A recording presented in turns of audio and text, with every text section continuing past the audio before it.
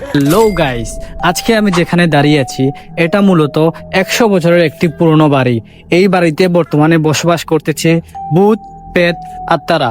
চলো আজকে এই বাড়িটি আমি তোমাদেরকে এক্সপ্লেইন করে দেখাই। আগে এখানে অনেক মানুষ বসবাস করত, কিন্তু তারা এখন প্রবাসে চলে যাওয়ায় বর্তমানে পুরো বাড়িটি নিস্তব্ধ এবং শূন্য হয়ে আছে।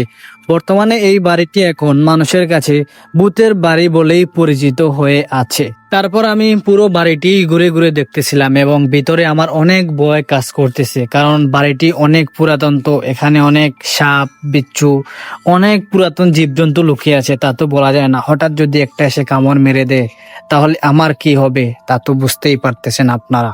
এই বাড়িতে আগে যারা থাকতো তারা এখন মূলত লন্ডনে অবস্থান করতেছে, তাই পুরো বাড়িতে দেখবার মতো কেউ নেই এবং পুরো বাড়িটি ঘন জঙ্গলে ঢেকে গেছে। আর মানুষদের ভিতরে এখন ভয় কাজ করতেছে, এখানে নাকি আসলেই ভূত বসবাস করে।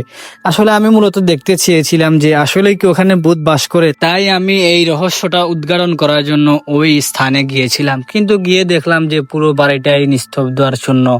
ওখানে ভূত, প্রেত, আত্মা ভাই কিছুই থাকে না। হুদাই আমাদেরকে এতদিন বিভ্রান্তির মাঝে রাখা হয়েছিল। আর ভাই লাস্টে আমাদের সাথে যা হয়েছিল তা আমি কখনোই কল্পনা করতে পারিনি। কি হয়েছিল তা আপনারাই দেখেন একটু।